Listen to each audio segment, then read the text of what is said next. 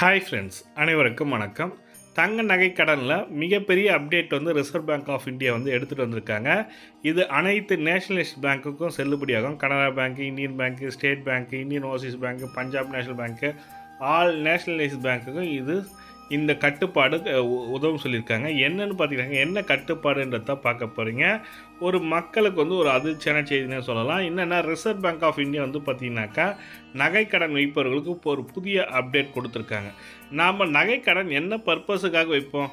நம்மளோட செலவுக்கு உடனடியாக பணம் தேவைப்படும் போது தன்னுடைய நகையை எடுத்து போய் அடகு வைத்துவிட்டு அந்த பணத்தை வச்சு நம்ம பயன்படுத்தி கொள்வோம். இப்போ வந்து பார்த்தீங்கன்னாக்கா ரிசர்வ் பேங்க் என்ன சொல்லியிருக்காங்கன்னா, நீங்கள் அடகு வைக்கிறீங்க, அடகு வச்சு மீட்கும் போது ஒரு வருடத்தில் நீங்கள் மீட்கிறீங்கன்னு வச்சுப்போமே.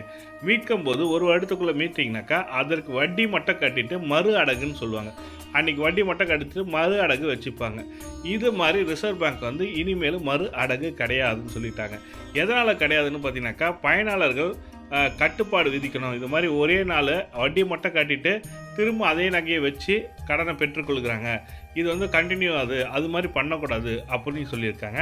இப்போ என்ன சொல்லியிருக்காங்கன்னா, நீங்கள் அடகு வைத்து மீட்கும்போது மறு அடகு வைக்கக்கூடாது. மறுநாள் தான் நீங்கள் வைக்க முடியும். இன்றைக்கி எடுத்தீங்கன்னாக்கா இன்றைக்கி கடனை அடைச்சிட்டு தங்க நகையை மீட்டுட்டு மறுநாள் தான் திரும்பவும் வைக்க முடியும் அப்படின்னு சொல்லிட்டு ரிசர்வ் பேங்க் ஆஃப் இந்தியா வந்து கொடுத்துருக்காங்க.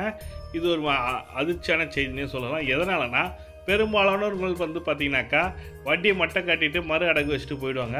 இது வந்து பழக்கமாக இருக்கிறதுனால அந்த நகை கடனை திரும்ப முழுகாமல் கண்டினியூவாக பண்ணலாம். இது வந்து ஆர்பிஐ வந்து என்னென்னா, நிறைய பேரோட நகை வந்து பார்த்திங்கனாக்கா மீட்க முடியாமல் அது ஏலத்துக்கு போயிடுது. அதனால் வந்து பார்த்திங்கனாக்கா நகையை மீட்டு அவர்கள் ஒரு நாள் வைத்திருந்து திரும்ப வைக்கும்போது அவர்களுக்கு மனமாற்றம் ஏற்பட்டு நகை கடன் வைக்க மாட்டாங்க. அதனால தான் சொல்கிறாங்க, ஒரு நாள் விட்டு மறுநாள் வைக்க சொல்லியிருக்காங்க. இப்போ நீங்கள் மீட்கிறீங்கன்னா மறுநாள் தான் நீங்கள் திரும்ப வைக்க முடியும்னு சொல்லிட்டு ரிசர்வ் பேங்க் ஆஃப் இந்தியா கொடுத்துருக்காங்க.